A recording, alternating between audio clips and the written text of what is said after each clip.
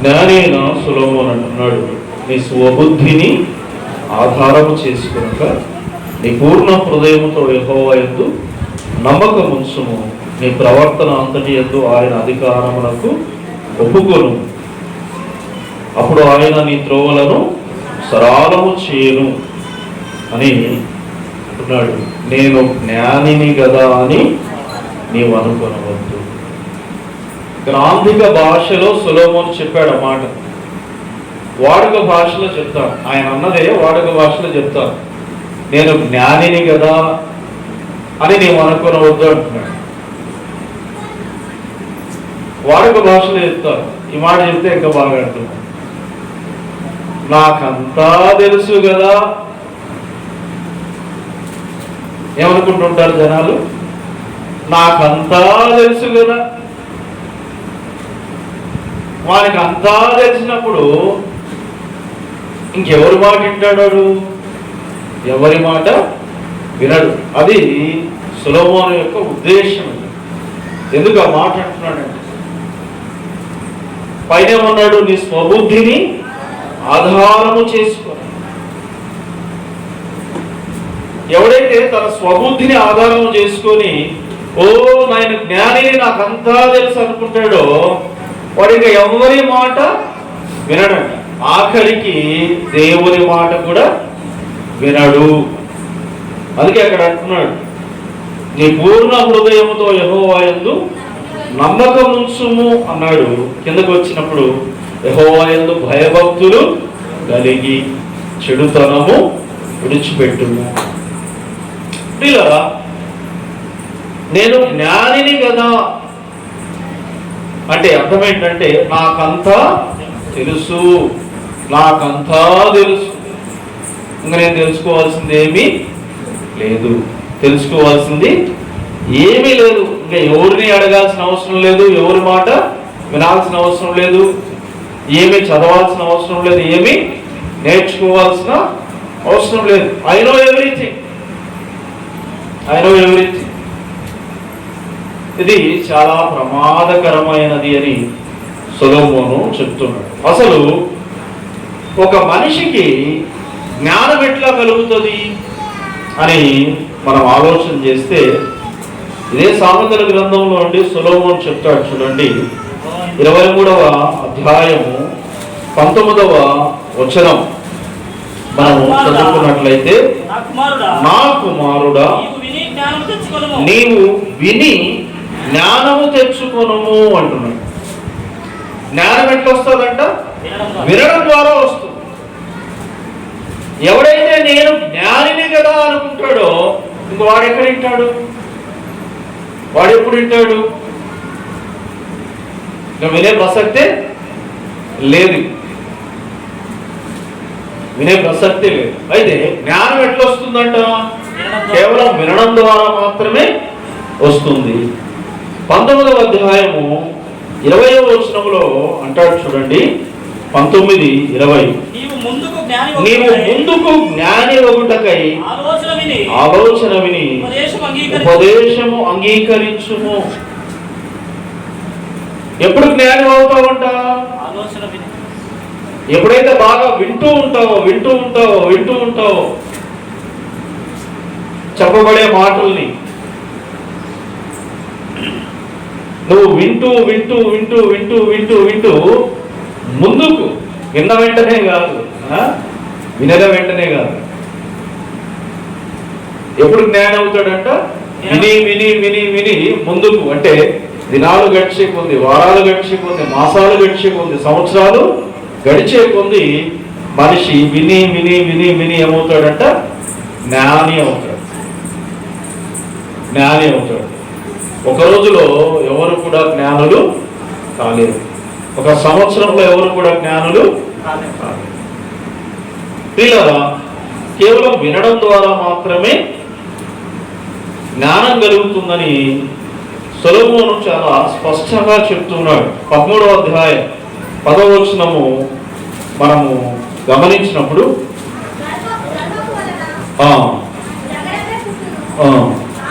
ఆలోచన వినువానికి జ్ఞానము కలుగును అంటారు.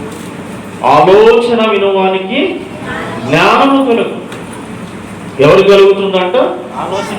ఆలోచన వినే, ఉపదేశం వినేవానికి. రెండు మాటలు చెప్తున్నాడు. ఆలోచనలు, ఉపదేశాలు ఎవరైతే వింటారో వారికే జ్ఞానం కలుగుతుంది. వారికే జ్ఞానం కలుగుతుంది. అయితే ఇక్కడ ఎవరి ఆలోచన వినాలి, ఎవరి ఉపదేశము వినాలి, ఇది ప్రాముఖ్యమైన విషయం. ఎవరు పడితే వాళ్ళు చెప్పే మాటలన్నీ వింటూ పోయినామనుకో, మనం జ్ఞానులం కాము, ఏమవుతాము? మూర్ఖులం అవుతాం, పేరివారు. అందుకే ఎవరి మాటలు వినాలి అని అంటే 2వ అధ్యాయము 6వ వచనంలో అంటున్నాడు చూడండి, యెహోవాయే జ్ఞానమిచ్చువాడు. కాబట్టి ఎవరి మాటలు వినాలి? దేవుని మాటలు వినాలి. ఎవరి మాటలు వింటే జ్ఞానం కలుగుతుంది? ఎవరి ఉపదేశం వింటే జ్ఞానం కలుగుతుంది? ఎవరి ఆలోచనలు తెలుసుకుంటే జ్ఞానం కలుగుతుంది అంటే దేవుని. ఎందుకు? ఆయన చెప్తేనే మనిషికి జ్ఞానం కలుగుతుంది. మనిషికి జ్ఞానం ఇచ్చేవాడు ఆయనే. అందుకే అంటున్నాడు, యెహోవాయే జ్ఞానమిచ్చువాడు, తెలివియు వివేచనయు ఆయన నోట నుండి వచ్చును. ఎవరి మాటలు వినాలంట? దేవుని మాటలు వినాలి. మనకు జ్ఞానం కావాలి అని అంటే మనము దేవుని మాటలు వినాలి. ఒకటి. రెండవది 13వ అధ్యాయం 20వ వచనంలో చెప్తాడు చూడండి, 13:20. జ్ఞానుల సహవాసము చేయవాడు జ్ఞానము గలవాడగును. అంటే ఎవరైతే ఆల్రెడీ దేవుని మాటలు వింటూ, దేవుని ఉపదేశం వింటూ, దేవుని ఆలోచనలు వింటూ జ్ఞానమును సంపాదించుకొని ఉంటారు. మొదటిది దేవుని మాటలు వినాలి. రెండవది ఎవరైతే ఆల్రెడీ దేవుని మాటలు వింటూ దేవుని మార్గములో నడుస్తూ దేవుడిచ్చిన జ్ఞానమును సంపాదించుకొని ఉంటారు, వాళ్ళ మాటలు వినాలి. వారి సహవాసము చేయడం ద్వారా, వారి మాటలు వినడం ద్వారా అంటున్నాడు, జ్ఞానుల సహవాసము చేయవాడు జ్ఞానము గలవాడు. జ్ఞానుల సహవాసం చేయవాడు. ఎవరైతే దైవ జ్ఞానమును సంపాదించుకుని ఉంటారో వారి సహవాసం చేసి వారి మాటలు వింటూ ఉంటే అప్పుడు మనము జ్ఞానము సంపాదించుకోగలము అని చెప్తున్నాడు. ప్రియమైన వాళ్ళ, అసలు ఒక వ్యక్తి జ్ఞాని అనడానికి గుర్తు ఏంటి అంటే, సులభం చెప్తున్నాడు చూడండి, ఎవరిని జ్ఞాని అనగలము అని అంటే 10వ అధ్యాయము 8వ వచనంలో చెప్తున్నాడు చూడండి, 10:8. జ్ఞానచిత్తుడు ఉపదేశమును అంగీకరించును. ఏమంటున్నాడు ఇక్కడ? జ్ఞానచిత్తుడు. జ్ఞానచిత్తుడు. జ్ఞానచిత్తం అంటే, చిత్తం అంటే ఏంటి? చిత్తం అంటే హృదయం. చిత్తము అంటే హృదయం, హార్ట్. జ్ఞాన చిత్తము అంటే ఎవరి హృదయములో అయితే జ్ఞానం ఉంటుందో, ఎవరి హృదయంలో అయితే జ్ఞానం ఉంటుందో వాడు ఏం చేస్తాడంట? జ్ఞాన చిత్తుడు ఉపదేశమును అంగీకరించు. అంటే చెప్పే మాటలు. ఉపదేశం అంటే ఏంటి? ఉపదేశం అంటే ఒక వ్యక్తికి ఇంకో వ్యక్తికి చెప్పడాన్ని ఏమంటారు? ఉపదేశం అంటారు. ఒక వ్యక్తి ఇంకో వ్యక్తికి చెప్పడాన్ని ఉపదేశం. జ్ఞానచిత్తుడు ఏం చేస్తాడంట? ఉపదేశము వింటాడు. చూడండి, ఒక వ్యక్తి జ్ఞాని అని ఎట్లా చెప్పగలమంటే, వినే మనస్సు, వినే హృదయం ఎవరికైతే ఉంటుందో వాడు మాత్రమే జ్ఞానం కలిగిన వాడు. వినడానికి ఇష్టం లేని వాడు జ్ఞాని కాదంట. వినడానికి ఇష్టం లేని వాడు జ్ఞాని కాదు. మరి ఇప్పుడు నేను జ్ఞానిని కదా అనుకున్నవాడు ఎవడు? నేను జ్ఞానిని కదా అనుకున్నవాడు ఎవడు? అంటే వాడు ఎవరి మాట వినడానికి ఇష్టపడటం లేదు. నేను జ్ఞానిని కదా అనుకున్నాడు అంటే అర్థం ఏంటి? ఇంకా నాకంతా తెలుసు. ఇంకా నేను ఎవరి మాట వినాల్సిన అవసరం ఉంది. నేను ఎవరి మాట వినాల్సిన అవసరం. ప్రియమైన వాళ్ళారా, 12వ అధ్యాయం 15వ వచనంలో కూడా అంటాడు చూడండి, జ్ఞానము గలవాడు ఆలోచనను అంగీకరించును. వినడానికి హృదయం కలిగిన వాడు, మనస్సు కలిగిన వాడు, చెవి కలిగిన వాడు, వాడు మాత్రమే జ్ఞాని అంట. నేను ఎవరి మాట వినను అనేవాడు మాత్రం జ్ఞాని కాదు. వాడు తన దృష్టికి తాను జ్ఞాని. ఎవరి దృష్టికి? తన దృష్టికి. అంటే వాడి ఫీలింగ్ ఏంటి? నేను జ్ఞానిని. వాడి దృష్టిలో వాడు జ్ఞాని. అంతేగాని దేవుని దృష్టిలో కాదు, సమాజం దృష్టిలో కాదు, తన దృష్టికి తాను వాడు జ్ఞాని. 12వ వచనములో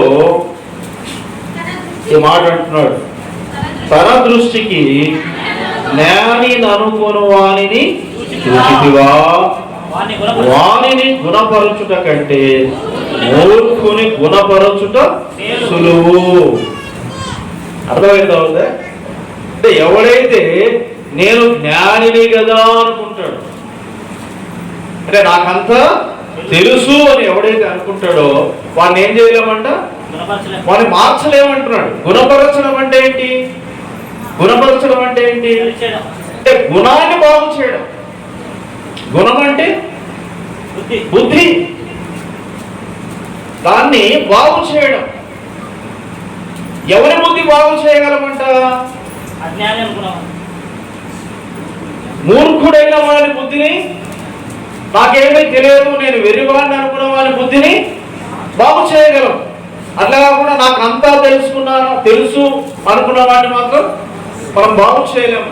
అది అయ్యే పని కాదు. ఎందుకు? ఏమంటున్నాడు?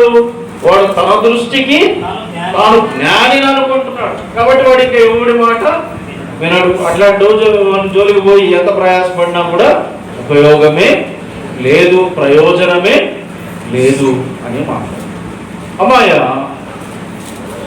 మనిషి తన జీవితంలో ఎన్నడూ కూడా నేను జ్ఞానిని కదా అని అనుకో. నేను జ్ఞానిని కదా అని యోబు గ్రంథము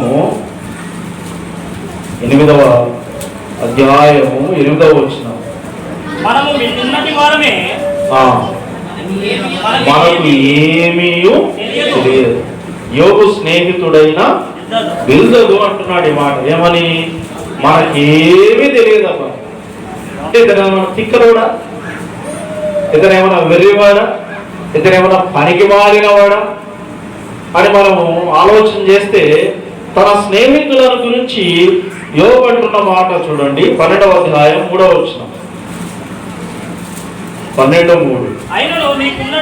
అయినను మీకున్నట్టు నాకును వివేచన శక్తి కలిగి ఉన్నది, నేను మీకంటే తక్కువ జ్ఞానము కలవాడను కాను అంటే బిల్దదుల గురించి, తన స్నేహితులను గురించి యోబు మాట్లాడుతున్న మాట ఏంటి? నిజమే మీరు జ్ఞానులే, మీకంటే నేను తక్కువ వాడినేమి కాదు, మీకున్నంత జ్ఞానం నాకు కూడా ఉంది అంటున్నాడు. ఒక జ్ఞాని అయిన బిల్దదు, దేవుని భక్తుడు, దేవుని చేత సాక్ష్యం పొందుకొనిన యోబు చేత జ్ఞానిగా ఎంచబడిన బిల్దదు మాట్లాడుతూ అంటున్నాడు ఏమని? మనకు ఏమీ తెలియదు నాయన, మనకేమీ తెలియదు. నాకేమీ తెలియదు అనుకుంటే నువ్వేమన్నా తెలుసుకుంటావు. నాకంతా తెలుసు అంటే నువ్వేమి తెలుసుకోలేదు. నాకంతా తెలుసు అంటే ఏమి తెలుసుకోలేదు. సామెతలు 11:14.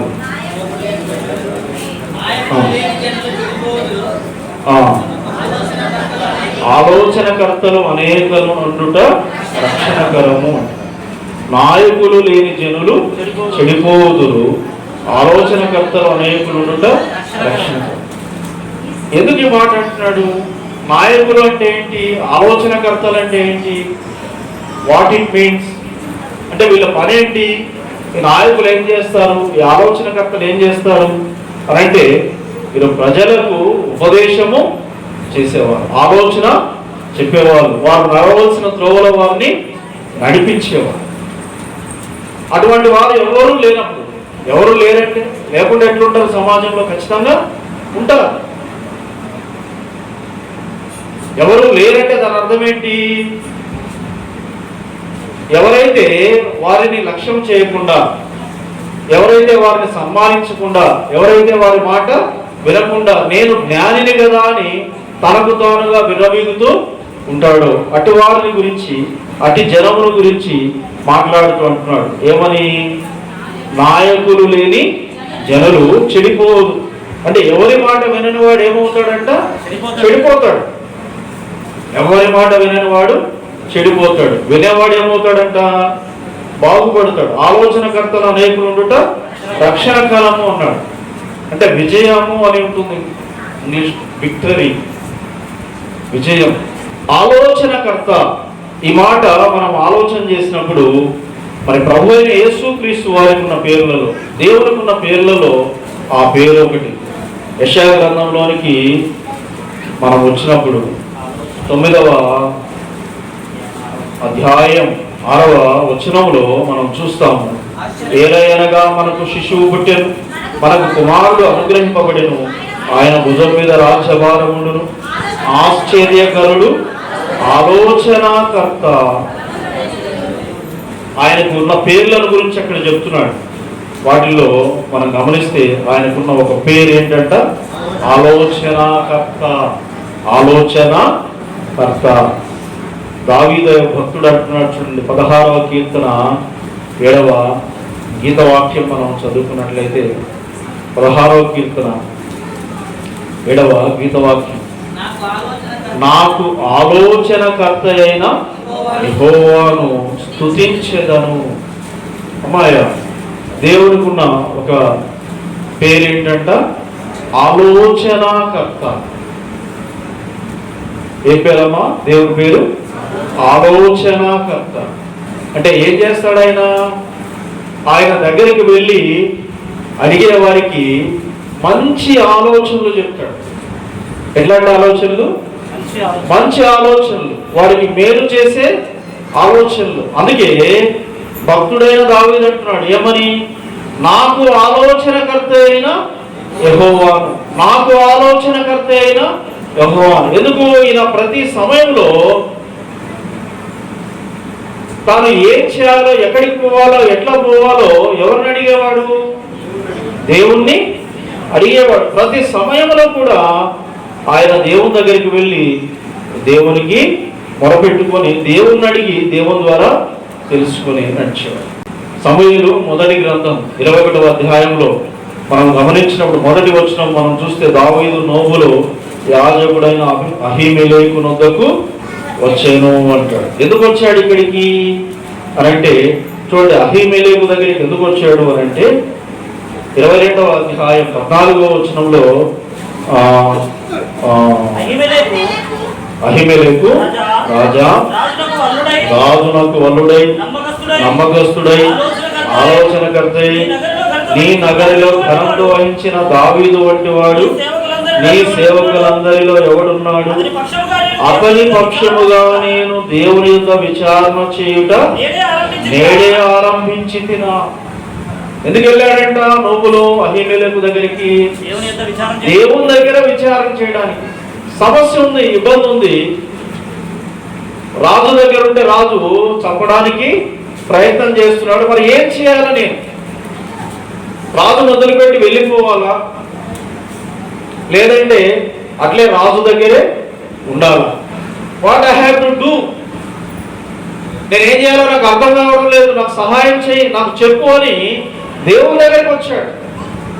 దేవుని దగ్గర మొరపెడుతున్నాడు, దేవుడిని అడుగుతూ ఉన్నాడు. ప్రియులరా, దావీదు జీవితం మీరు గమనించినట్లయితే ఆయన ప్రతి సమయంలో, ప్రతి సందర్భంలో దేవుని దగ్గర విచారణ చేసినట్లుగా కనపడుతుంది.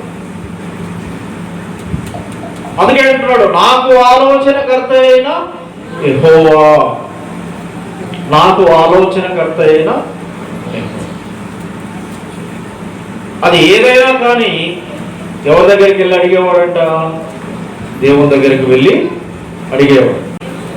దేవుడు నాకు ఆలోచనకర్త, నేను నడవలసిన త్రోవలో నన్ను నడిపించేవాడు, నాకు మంచి ఏదో చెడేదో నాకు తెలియదు, నా భవిష్యత్తుకు ఏది మేలో నాకు తెలియదు, ఎటు పోవాలో నాకు తెలియదు, నేను వెళ్ళాల్సిన త్రోవ గురించి నాకు చెప్పి నన్ను నడిపించేవాడు ఆయనే నా ఆలోచనకర్త ఆయనే అని మాటి మాటికి దేవుని దగ్గరికి వెళ్ళి చిన్నదేమి పెద్దదేమి ప్రతి విషయం కూడా దేవుణ్ణి అడగడం మనం చూస్తాము. ప్రియమైన వాళ్ళారా, ఆలోచనకర్త దేవుడు, ఆలోచనకర్త. ఇంకా మనము గమనించినప్పుడు యెషయా గ్రంథంలోనే మొదటి అధ్యాయం 26వ వచనం. యెషయా గ్రంథం మొదటి అధ్యాయం 26వ వచనం. మొదట నుండినట్లు నీకు న్యాయాధిపతులను మరలా ఇచ్చెదను, ఆదిలో నుండినట్లు నీకు ఆలోచనకర్తలను మరలా నియమించెదను. ఏమంటున్నాడు దేవుడు ఇక్కడ? అంటే దేవుడు ఒక ఆలోచనకర్త, అదే సమయంలో తన ప్రజలకు కూడా దేవుడు ఎవరిని నియమిస్తాడంట? ఆలోచనకర్తలను నియమిస్తాడు. తన ప్రజలను సరైన త్రోవలో నడిపించడానికి వారికి అవసరమైన ఆలోచనలు చెప్పేవారిని, వారికి అవసరమైన ఉపదేశమును చేసేవారిని దేవుడు నియమిస్తాడు. ఎవరి ఆలోచనలు పడితే వారి ఆలోచనలు, ఎవరి ఉపదేశం పడితే వారి ఉపదేశం వినడానికి వీల్లేదు. ఎందుకంటే చెడగొట్టే వాళ్ళు కూడా ఉంటారు. అయితే ఇక్కడ దేవుడు చెప్తున్నది ఏంటి? దేవుడు నియమించిన ఆలోచనకర్త. ఎవరంట వాళ్ళు? దేవుడు నియమించిన ఆలోచనకర్తలు. దేవుడు ఆలోచనకర్త. దేవుడు కొందరు ఆలోచనకర్తలను కూడా నియమిస్తాడు. అటు వారి మాట వినాలి. అందుకే సామెతలు 11:14 అంటున్నాడు ఏమని? ఆలోచనకర్తలు. కర్త అనడం లేదు, కర్తలు అంటే దేవుని చేత నియమింపబడిన నాయకులు దేశానికి ఉండడం, దేవుని చేత నియమింపబడిన నాయకులు సంఘానికి ఉండడం, దేవుని చేత నియమింపబడిన నాయకులు సమాజానికి ఉండడం. అటువంటి వారు ఉంటే ఆ ప్రజలు, ఆ సమాజం, ఆ గుంపు, ఆ సంఘము వారు ఏమంటారంట? రక్షణ పొందుతారు. ప్రియులారా, దేవుని చేత నియమింపబడిన వారు ఎవరి మాటలు వినాలి అని అంటే దేవుని మాటలు వినాలి, దేవుని చేత నియమింపబడిన వారి మాటలు వినాలి. సామెతల గ్రంథం 15వ అధ్యాయం 22వ వచనంలో అంటున్నాడు చూడండి. సామెతలు 15, ఆలోచన చెప్పువారు లేని చోట ఉద్దేశములు వ్యర్థమగును, ఆలోచన చెప్పువారు బహుమంది ఉన్న ఎడల ఉద్దేశములు దృఢపడును. ఇక్కడ ఉద్దేశము అన్నాడు. ఉద్దేశం అంటే ఏంటి? ఉద్దేశం అంటే ప్లాన్. ఏంటమ్మా? ప్లాన్. మనం ఏ పని చేయాలన్నా కూడా ఏం చేస్తాము? ఒక ప్లాన్ కలిగి ఉంటాం. ఏ ప్లాన్ లేకుండా ఇల్లు కట్టడం, ఏ ప్లాన్ లేకుండా పెళ్లి చేయడానికి పూనుకోం, ఏ ప్లాన్ లేకుండా ఒక కోర్సు చేయడానికి అడుగులు ముందుకు వేయం. పిల్లలు తమ చదువు విషయమై 10th క్లాస్ వరకు కామన్ గానే చదువుతారు. ఆ తర్వాత నుండి వాళ్ళు ఒక ప్లాన్ కలిగి ఉంటారు. తల్లిదండ్రులు పలానా కోర్సు తీసుకుంటే అంటే కాదు మేము ఈ కోర్సే చదువుతామంటారు. ఎందుకు?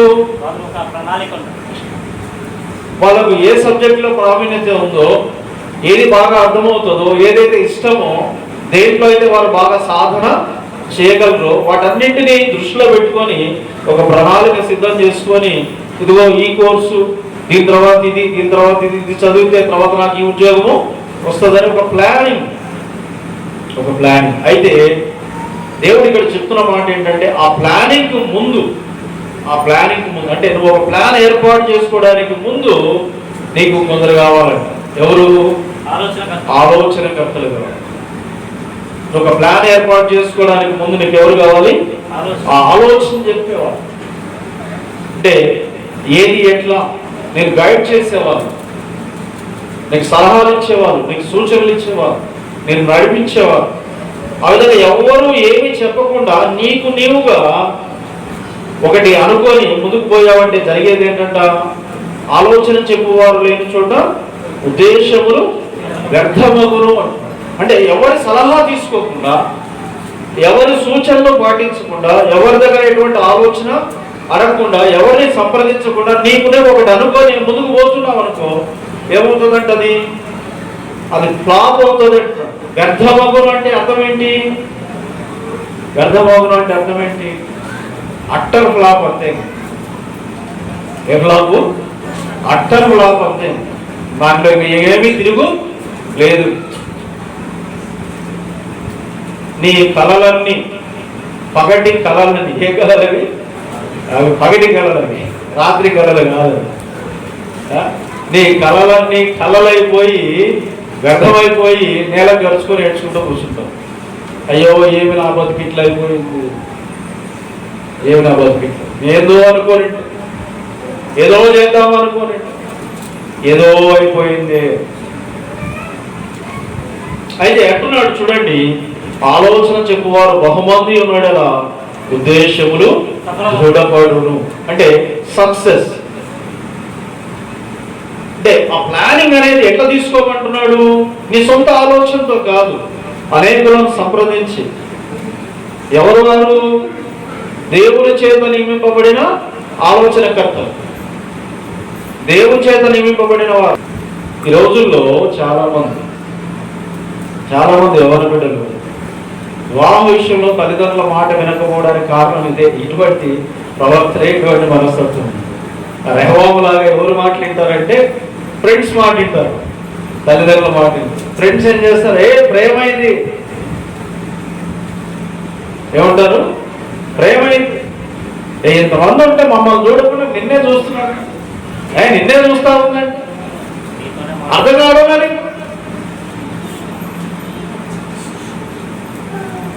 ఇది ప్రేమైంది.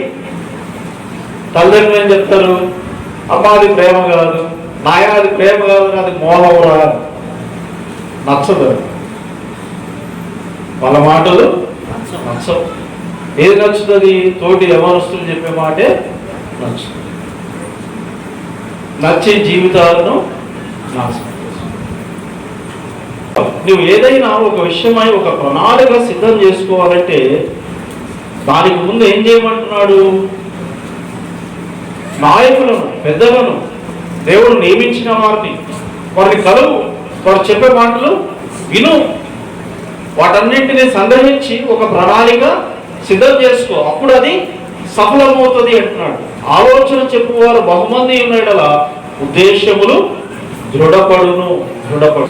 నేను జ్ఞానిని కదా, నాకంతా తెలుసు కదా అని కనుక మనం అనుకుంటే జరిగేది ఏంటి అంటే, దేవుడు చెప్తున్నాడు ఏమని? నీ ఉద్దేశాలన్నీ ఏమవుతాయంట? నీ ప్రణాళికలన్నీ వ్యర్థమైపోతాయి, నిష్ప్రయోజనమైపోతాయి, వేస్ట్ అయిపోతాయి, నువ్వు పాడైపోతావు, నువ్వు నాశనం అయిపోతావు అని చెప్తావు. ఇవన్నీ ఆడున్నాయి సార్ అట, నువ్వు అన్ని పుట్టించినావు కదా, లేనిపోరు అని చెప్తా ఉన్నావు. చూడండి, బైబిల్లో నుండి చూపిస్తాను, బైబిల్లోనే చూపిస్తాను. మొదటి కొరింథీ 8వ అధ్యాయం మొదటి వచనం. మొదటి కొరింథీ 8:1.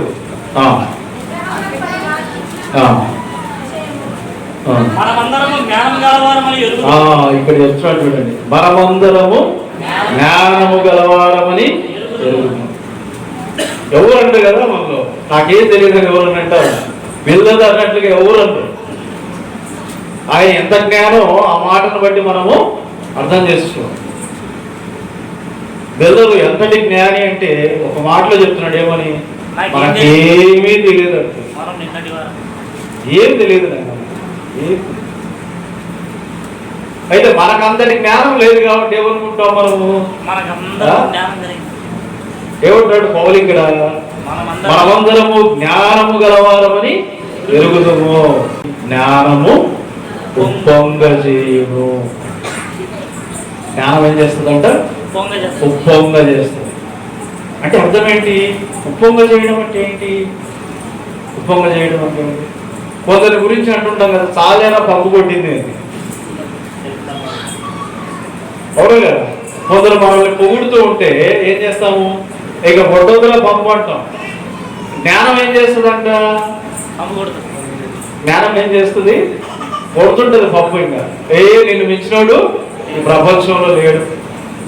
నీకు తెలిసినంత ఇంకెవరికి తెలియదమ్మా, కానీ నీదే కరెక్ట్ కానీ అని కొడతా ఉంటుంది లోపల ఉండి. పౌలు అంటున్నాడు జ్ఞానము పొంగజేయును. వాళ్ళే అడగలేదు, ఎవరు అడగదు. ఆయనకేం తెలుసు, ఆమెకేం తెలుసు? అమ్మ నాన్న మాట ఎందుకు వినాలి? వాళ్ళేం చదివినారమ్మా? 10th ఫెయిల్ మీ నాయన, మీ అమ్మ అసలు బడికే పోలే, నువ్వు ఎంబీఏ చేసినావు, నువ్వు ఎంటెక్ చేసినావు, నువ్వు ఎంబీబీఎస్ చేసినావు. నీకు తెలిసినంత వాళ్ళకేం తెలుసు? ఎందుకు వాళ్ళని అడిగేది? ఏం చేస్తుందంటే జ్ఞానము ఉప్పొంగ చేస్తుంది. ఉప్పొంగ చేయడం. ఇడ్లీ పిండి దోశ పిండి రాత్రి బట్టి మూత పెట్టి పెడతారు ఆడవాళ్ళు. పొద్దునకి ఏమైంటది? అది ఏమైంటదమ్మా? ఆ పైకి వచ్చి మూతని కిందికి తవ్వింటది. అది నిజంగా అర్థందో దాంట్లో గడ్డ పెట్టి ఇట్లా గర్ర గర్ర గర్ర గర్ర తిప్పినా మనకి ఏమవుతుంది? మళ్ళీ చూస్తూ మనకి కిందికి పోతుంది. మళ్ళీ కొద్దిసేపు వదిలినాం మనకు మూత పెట్టి మళ్ళీ సర్రం పైకి వస్తుంది. అట్లుంటుంది అన్నమాట. మనిషిలో నేను జ్ఞానిని కదా అనుకున్నాడు అనుకో, ఏమవుతుందంట?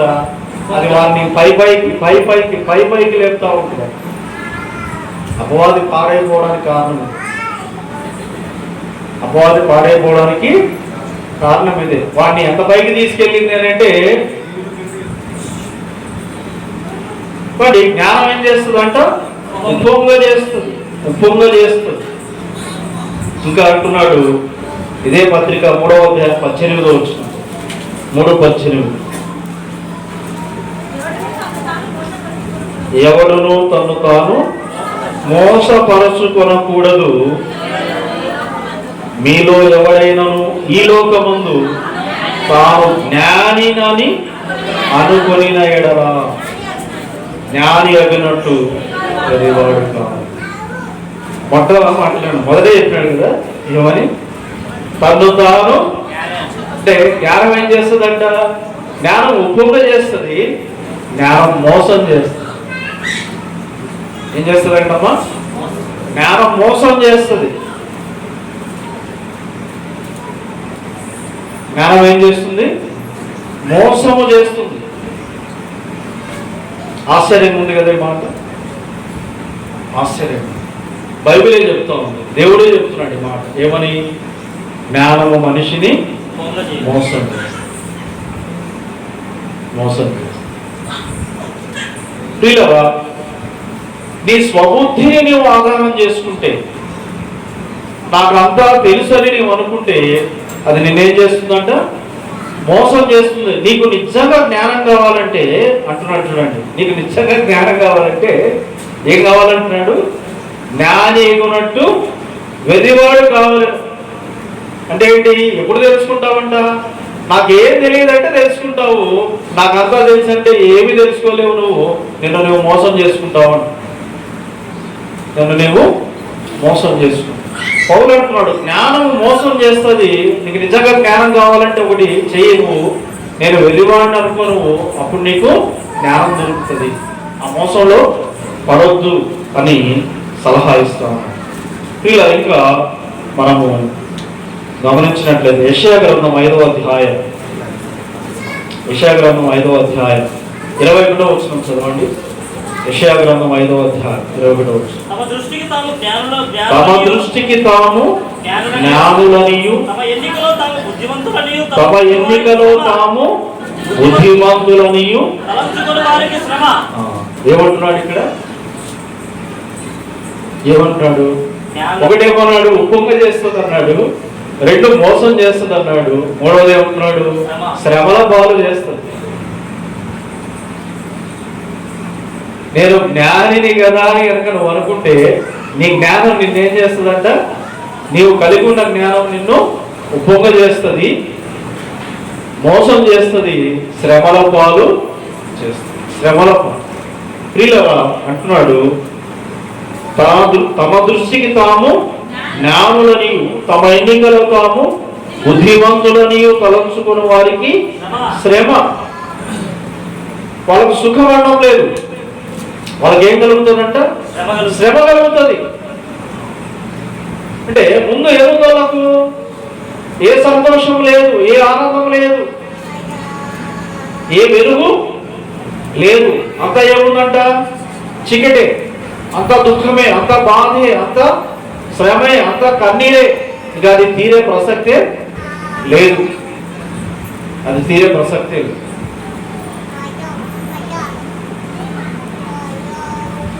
తమ దృష్టికి తాము జ్ఞానులం అనుకునేవారు, తమ దృష్టికి తాము జ్ఞానులం అనుకునేవారు. చూడండి, జ్ఞానం ఏం చేస్తాము సార్ ఆలోచన చేయాలి.